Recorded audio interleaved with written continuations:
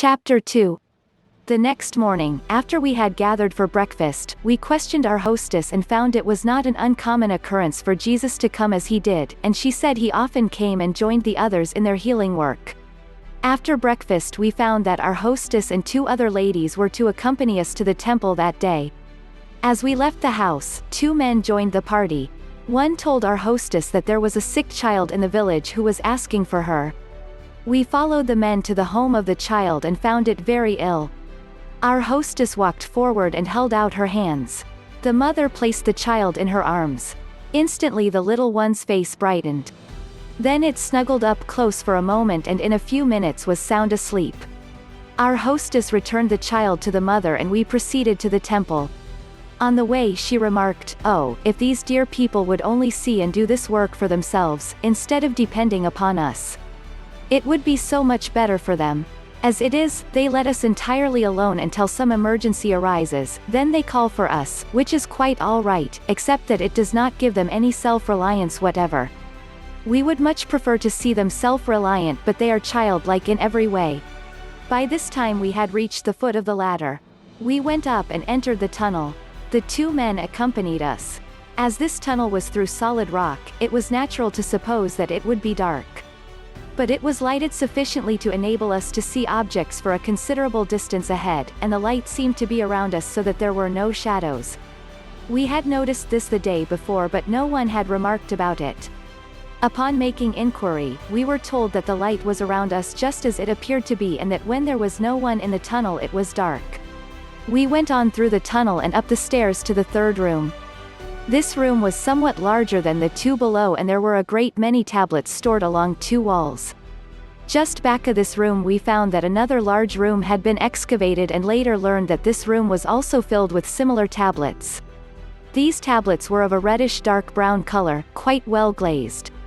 Some were about 14 by 24 inches and about 2 inches thick and weighed from 10 to 12 pounds each. Others were much larger. We were puzzled to know how these could have been transported over the mountains. We expressed our wonderment at this time and were told that they were not transported over the mountains but were brought to the Gobi country when it was fertile and well settled, before mountains were raised. Then long after the mountains came up, the tablets were removed to this place to guard against any possibility of their being destroyed. It is claimed that before the mountains rose, a great tidal wave ran over a portion of the country, totally devastating it and a large part of the population. Those who survived were cut off from the world and a means of livelihood and they became the forefathers of the roving bands of brigands which infest the Gobi at this time. It is claimed that the great Uyghur Empire existed where the Himalayas and the Gobi are today, that large cities of a people in a high state of civilization existed there and that drifting sand covered the ruins after they were destroyed by the water. We afterwards took the descriptions as they were translated to us from the tablets and found 3 of these cities, and we believe that someday, when further excavations are completed, they will prove the authenticity of these records and that which is claimed for them. These records place the date of this civilization back hundreds of thousands of years. As this is not a treatise on research, I feel that I have digressed. We were shown through the different rooms. During the general conversation it developed that one of the men who joined our party in the morning was a descendant of the man whom we met in the village where John the Baptist had lived and whom we called our friend of the records. This man showed every sign of advanced years, which caused us to wonder. While we were returning to the 1st room, our chief asked if a desire could be fulfilled as soon as it was expressed. Our hostess answered that if the desire were put forth in true form it would be fulfilled. She then went on to say that desire is but a form of prayer, that it was the true form of prayer which Jesus used, as his prayers were answered, that prayer which is always answered must be true prayer, therefore must be scientific and, if scientific, must be according to fixed law. Continuing, she said, the law is as you know, your prayer is granted, and what things you desire, when you pray, know you receive them and you shall have them. If we know positively that whatever we have asked for is ours already, we may know that we are working in accordance with the law. If the desire is filled, then we may know that the law is fulfilled. If the desire is not filled, then we must know that we have asked amiss. We should know that the fault is with us and not with God. Then the instructions are, you shall love the Lord, your God, with all your heart, with all your soul, with all your mind, and with all your strength. Now go deep, deep down within your own soul, not with forebodings, fear and unbelief, but with a glad, free, thankful heart, knowing that that which you stand in need of is already yours. The secret lies in getting the at one meant, getting the consciousness of it and then holding firmly and never deviating, though all earth should oppose. Of myself I can do nothing, said Jesus, the Father that dwells in me, he does the work. Have faith in God. Have faith and doubt not. Have faith and fear not. Now remember there is no limitation to God's power. All things are possible. Use positive words in making your request. There is not but the perfect condition desired. Then plant in your soul the perfect seed idea and that alone. Now ask to manifest health and not to be healed of disease, to express harmony and realize abundance, not to be delivered from inharmony, misery and limitations. Throw these off as you would discard an old garment. They are old and only outgrown things, you can afford to discard them joyfully. Do not even turn to gaze upon them. They are no thing, nothing. Fill the seemingly blank spaces about you with the thought of God, infinite good. Then remember the word God as a seed. It must grow. Leave the how, when, and where to God. Your work is merely to say what you want and to give forth blessings, knowing that the moment you have asked, you have received. All the details of this bringing forth is the work of the Father. Remember, He does the work. Do faithfully your part, leave and trust God's part to Him. Ask. Affirm. Look to God for what you want, then receive God's fulfillment. Keep the thought of God's abundance always in mind. If any other thought comes, replace it with that of God's abundance and bless that abundance. Give thanks constantly, if need be, that the work is done. Do not go back again to the asking. Just bless and give thanks that the work is done, that God is working in you, that you are receiving that which you desire, for you desire only the good that you may give out the good to all. Let this be in silence and in secret. Pray to your Father in secret, and your Father who sees the secret of your soul will reward you openly. When the demonstration is complete, you will look back upon the time faithfully given as one of your greatest treasures. You will have proved the law and you will realize the power of your words spoken in faith and blessing. Remember that God has perfected His plan. He has poured out and is continuously pouring out, lovingly and lavishly upon us, all good and every good thing that we can desire. Again He says, try me and see if I will not open the windows of heaven and pour out such a blessing there will not be room to receive it. With all my heart, in the heart of my being, Father, I am one with you, and I recognize you as being, the Father of all. You are Spirit, omnipresent, omnipotent, omniscient. You are wisdom, love, and truth, the power and substance and intelligence of which and through which all things are created. You are the life of my spirit, the substance of my soul, the intelligence of my thought. I am expressing you in my body and in my affairs. You are the beginning and the end, the very all of the good which I can express. The desire of my thought which is implanted in my soul is quickened by your life in my spirit, and in the fullness of time, through the law of faith, it is brought into visibility in my experience. I know that the good I desire already exists in spirit in invisible form and but awaits the fulfillment of the law to be made visible, and I know that already I have. With all my soul the words which I now speak outline to you, my Father, that which I desire. As a seed it is planted in the soil of my soul and moved upon by your quickening life in my spirit.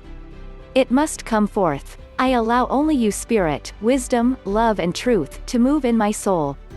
I desire only that which is good for all, and I now ask you, Father, to bring it forth. Father, within me I ask to express love, wisdom, strength, and eternal youth.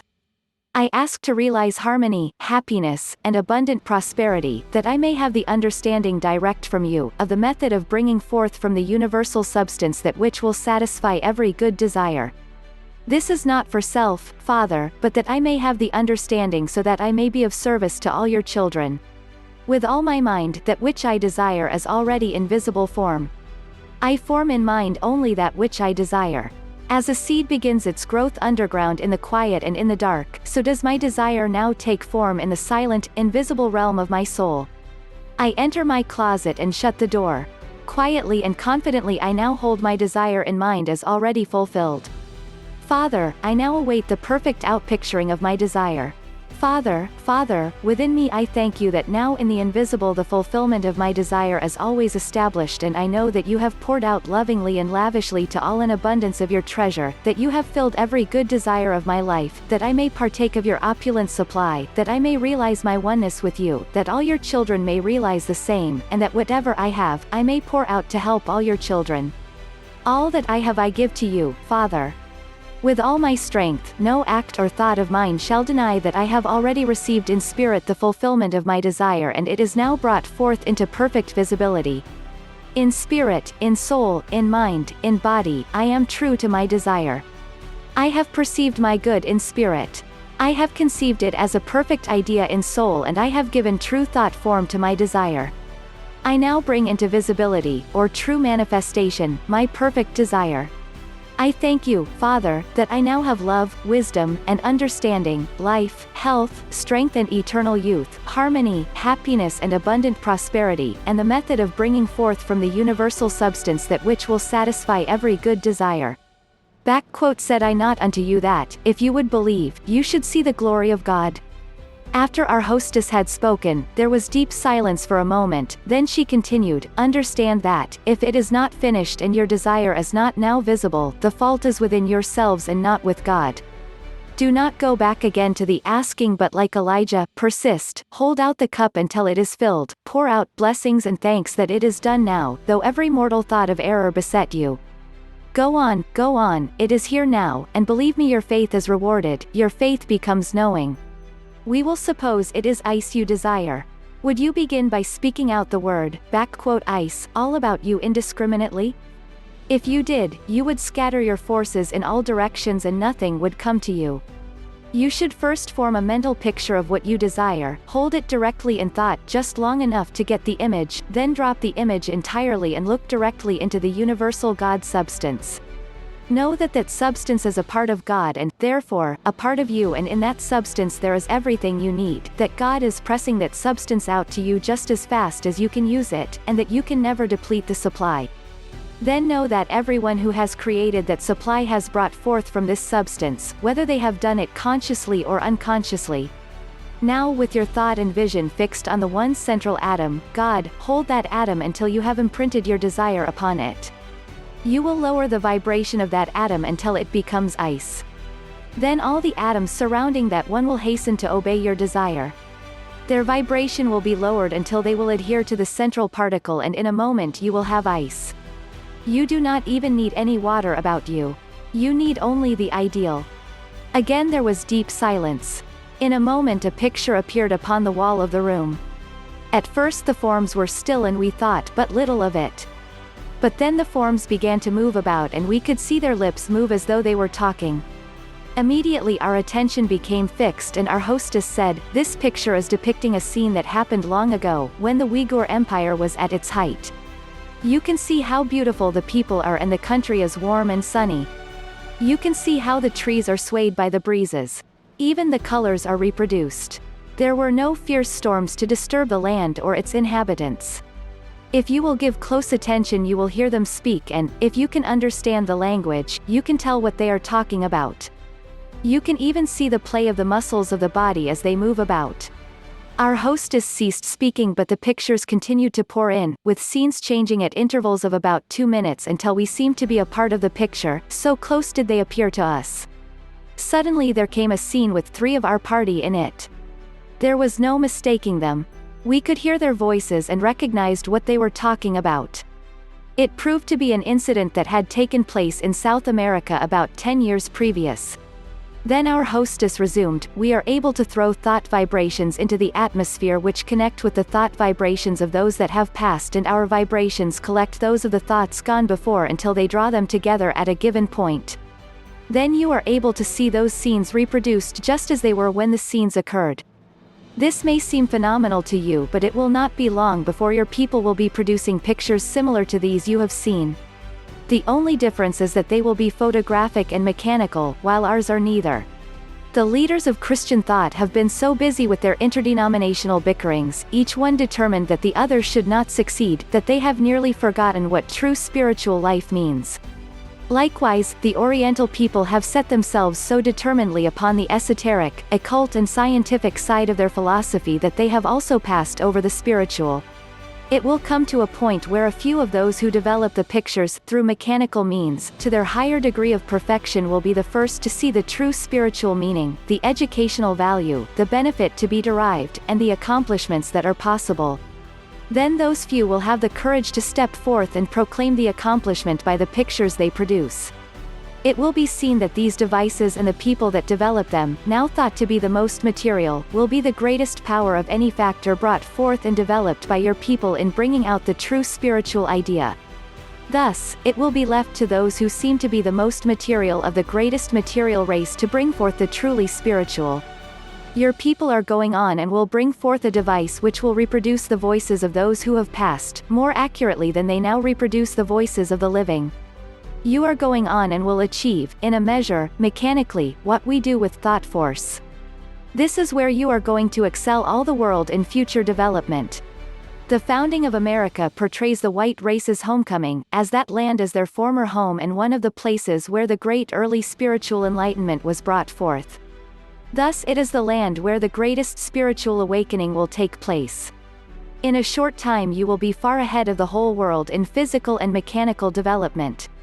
You will go on and develop the physical and mechanical until it is perfected to such a degree that you will see there is but one more step to the spiritual. When that time comes, you will have the courage to take the step. There is a saying in your country that necessity is the mother of invention. Necessity placed you in a position where you were obliged to do that which seemed impossible. Your mode of accomplishment has made you a very material nation. With your mode of living, this has been necessary in order to survive. When you, as a nation, do touch the spiritual realm, the strides that you have made in the material will seem like child's play. With the strong physical bodies and quick perception you have developed, your race will become a light to all other nations, and you will look back and wonder, as you are now looking back and wondering, why your forefathers used the stagecoach and the tallow candle when steam and electricity were all around them, just as it is around you today. Had they abided by the law, they would have received and benefited as you have and will. You will find that the spiritual surrounds and is above the material. You will find that in the spiritual there is a higher law and, when you abide by that law, you receive the benefit, for the spiritual is just above and around the mechanical or material. You will find there is no more mystery in the spiritual than there is in the mechanical or the material. The things that appear difficult to you now will be simple, and you will surmount them just as readily as you are now surmounting the mechanical and material. It is the continual striving that does the work. By this time the old gentleman whom I spoke of before had selected and brought out a tablet and placed it on a nearby easel. Our hostess went on to say, the great error which many people make is that they do not look upon lessons as a means of attaining a given end. They do not realize that, when that end is attained and fully recognized, the lessons are to be discarded and the attainment is to be followed. Then, if they still wish to go on, they may pause for a moment and place what they have accomplished in their storehouse, sometimes called the subconscious, and after this step, the lessons leading to the further attainment which they seek may be taken up. But as soon as the goal is reached they must again discard the lessons. In this way they may go on, step by step, to the highest attainment. You will find that lessons are but steps in the stairway, and if you were to attempt to carry all the steps you have used, to reach the top, the load would soon crush you. Besides, there would be no steps for your brother to use as he follows on. Leave the steps for him to use if he chooses. They have assisted you to reach the top. You do not need them any longer. You may pause a moment for breath or for a fresh inspiration to go on. The moment that inspiration has come, you can place your foot upon the next step and again place the attainment in the storehouse. Let go of all the lessons that brought you there and there is nothing to encumber or hold you back. But, if you look back to the lessons and do not hold your vision on the goal, you will, before you realize it, have fixed the lessons instead of the ideal the lessons would convey. This may cause you to waver and look back and say, "Did my ancestors accomplish in the way I have accomplished? When I look far back I can say they did, but, when I look into the immediate future I say they did not, for they accomplished by the sweat of their brow, while you are using your own God-given power." If you look back to your ancestors, you will, before you realize it, be worshipping them, for, with your creative ability you will have brought forth that which you have gazed upon. You will be living by their standards instead of your own. You will begin to look like your ancestors, but you will not accomplish what they have accomplished. You will begin to drop back, for, if you live by another's ideal, you cannot accomplish that which the one who conceived the ideal accomplished. You must either go on or return. There are no halfway measures. This ancestor worship is one of the direct causes of nations degenerating. Because of your lack of ancestor worship, we see a great nation in store for you. You had, in the first place, very little pride of ancestry, you had no ancestors to worship, and you had no foundation save that which you made. Your ideal was a free country, and you brought forth your ideal. The country you acquired had been free from king or ruler. To you it did not matter how your grandfather had accomplished. It was how you, your own individual self, would accomplish. Then, you united with the many to accomplish one purpose, and the individual self in you, the creative power that gives you life, God, held you in direct communion with your ideal power to create. Then, with your eyes steadfastly fixed on the attainment, you are going on to the realization of your ideal. Our hostess turned to the tablet and resumed, on these tablets it is recorded that God was called directive principle, head, mind, and was symbolized by the character which is like your letter M, which was called MOOH. This translated into your language would be director or builder. This directive principle was over all and controlled all. The first being he created was called the expression of the directive principle, and he was created in form just like the principle, as the principle had no form but his own to express by or through. This being which the directive principle created, was the outer expression of the principle, himself. He was created in the image of the principle, as the directive principle had no other form to pattern after. The directive principle gave to his creation every one of his attributes, and this creation had access to everything that the principle had. He was given dominion over every outer form. He had the form of his creator, the attributes of his creator, and the power to express all of them in the perfect way that the creator expresses, so long as the creation held itself in direct accord with the principle. None of the attributes of the created being were developed, but the Creator, having in mind the ideal or perfect plan which his creation was to express, placed his creation in ideal or perfect surroundings where all the conditions for its perfect development were complete. When these conditions were complete, this being was placed among them and named Lord God, and the location where he was placed was called Mooh or M, and afterward became known as the cradle or mother. I wish you to observe that I am putting this into words in your language so that you can understand them. You can go into the details later after you have learned to translate the tablets yourselves. I wish to bring these points out so that they may become the principle from which we shall work in translating these records. I do not wish you to think that I am attempting to change any conclusions you have already formed in other ways or through other thoughts or studies. I am going to ask you to lay them all aside for the time. When you have gone deeper into these studies, you are at liberty to take up all others again, if you wish. I do not wish to influence you in any way. All lessons are but the outer, a way of arriving at a conclusion. If the conclusion is not reached or the aim sought is not attained, the lessons become driftwood, extra baggage, nothing. Chapter 3. Day after day for 2 months, with the old man as our instructor, we gave our whole attention to a set of tablets which dealt entirely with characters, symbols, and their position, plan, and meaning.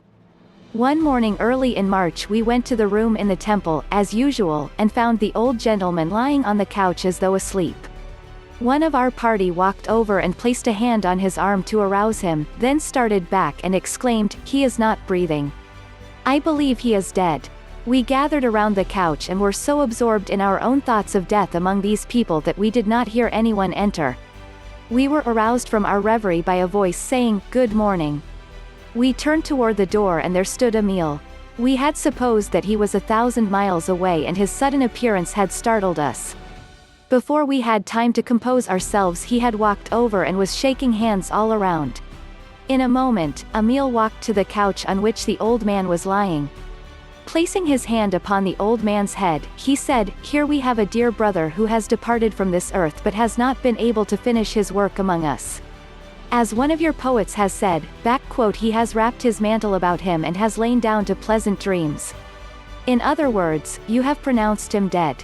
Your first thought is to get an undertaker and a coffin, to prepare a grave to hide the mortal part of him while it dissolves. Dear friends, kindly think for a moment. To whom did Jesus speak when he said, "Father, I thank thee that thou hast heard me"? He was not talking to the outer self, the me, the shell. He was recognizing and praising the inner self, the one infinite, the all-hearing, all-knowing, all-seeing, the great and mighty omnipresent God. Can you not see where the eyes of Jesus were turned as he stood at the tomb of Lazarus? Did he, like you, look into that tomb and see a dead and dissolving Lazarus? While your vision was upon the dead, he held his vision upon the living, the only begotten of God. His vision was fixed upon unchangeable, eternal, omnipresent life, and that life transcends all. Now, with our vision held steadfastly toward the ever-present reality of God, we can behold his finished work. Here is a dear brother who never relied wholly on God but went on partially in his own strength, until he has reached this stage and given up and made the mistake which so many are making today, the mistake you look upon as death. This dear soul has not been able to let go of all doubt and fear, and thus he has relied on his own strength and has not been able to finish the work set before all. Should we leave him thus, his body will dissolve and he will be again sent forth to finish his mortal task, which is all but complete. In fact, so nearly complete is it that we can help him to finish, and we feel this to be a great privilege. You asked if he can again be awakened to full consciousness. Yes, he can, and so can all others who have similarly passed. Though he has passed, as you look upon it, we who have shared a part of his life with him can help, and he will be able to understand quickly so that he may take his body with him. It is not necessary to leave the body to so-called death and dissolution even after one has apparently made the great mistake. Here the speaker stopped and, for a moment, appeared to be lost in deep meditation. In a very short time 4 of our friends from the village walked into the room. They gathered close together for a few moments as though in deep thought. Then 2 of them reached out their hands and motioned us to join them. We stepped up close and 2 placed their arms around 2 of our party, and we in turn placed our arms around each other until the circle was complete. The circle extended around the couch that the form of the departed was lying upon. As we stood there for a moment without a word being spoken, the light in the room became brighter. We turned and Jesus and Pilate were standing in the room together, a few steps away. They came forward and joined us. There was another deep silence. Then Jesus stepped forward to the couch and, raising both hands, said, "Dear ones, will you just step through the veil of death with me for a moment? It is not forbidden ground as you think. If you will just step through as we have done and view it from the other side, you will see that it is only what your thoughts have made it. There is life there, the same life that is here." He stood for a moment with outstretched hands. "Dear friend and brother, you are with us and we are with you, and we are all together with God. The sublime purity, peace, and harmony of God surrounds, embraces, and enriches all.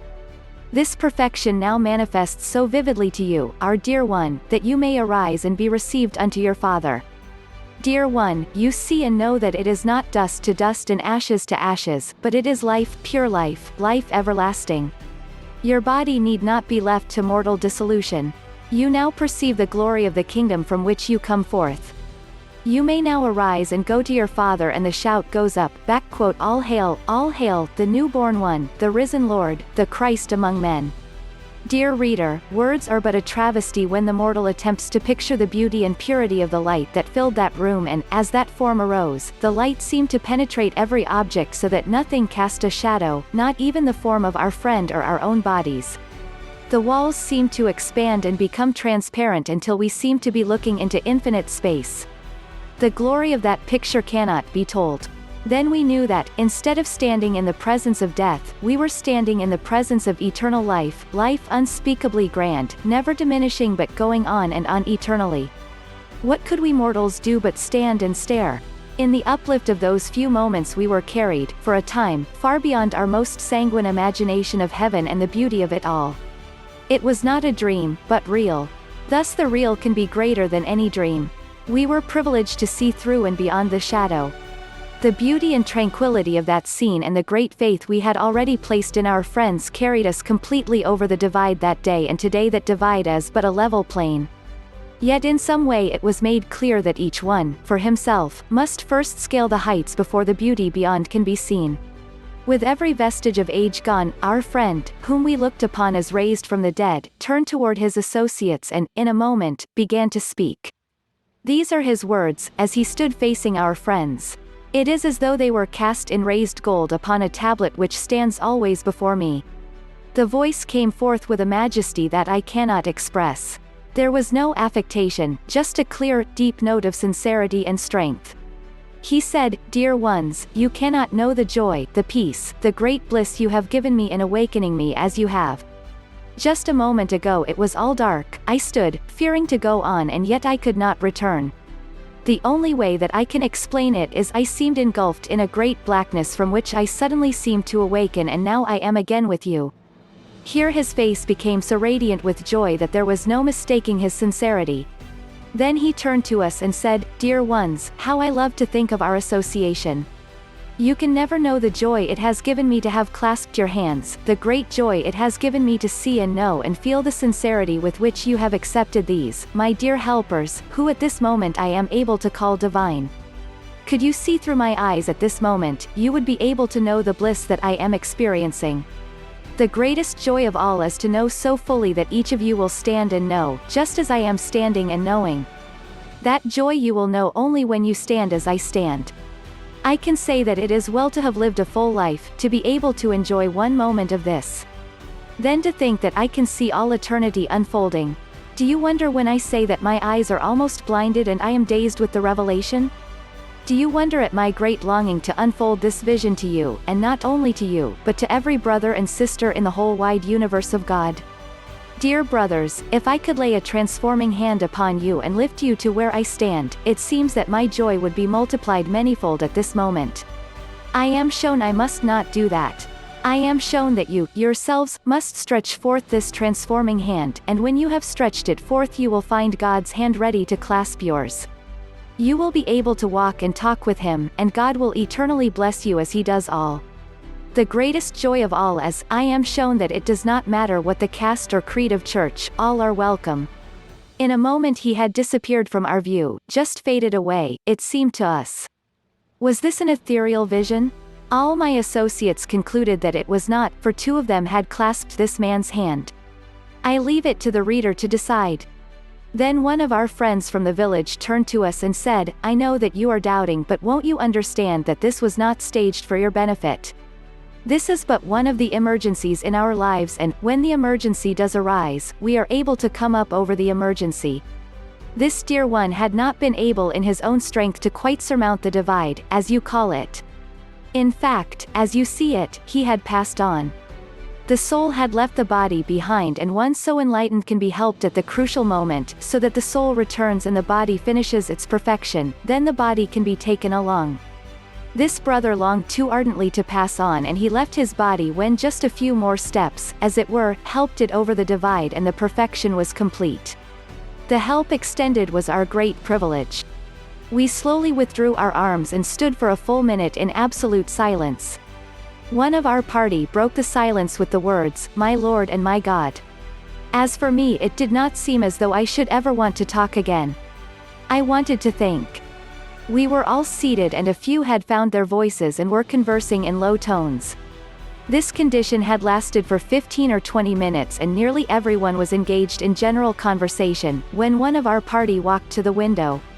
He turned and said there seemed to be strangers arriving in the village. We all went down to meet them, as it was a very rare occurrence for strangers to visit the village at this season of the year and on foot, as it was just past midwinter. When we arrived, we found that it was a party from a smaller village about 30 miles down the valley. They had brought a man who had lost his way in a storm 3 days previous and had been nearly frozen. His friends had carried him on a stretcher all that distance through the snow. Jesus stepped close and, placing his hand upon the man's head, stood for a moment. Almost instantly the man threw off the wrappings and rose to his feet. His friends, when they saw him stand, stared at him for an instant, then ran from the scene in terror. We could not persuade them to return. The man who was healed seemed dazed and uncertain. Two of our friends persuaded him to go with them to their homes, while our party, accompanied by Jesus, returned to our quarters.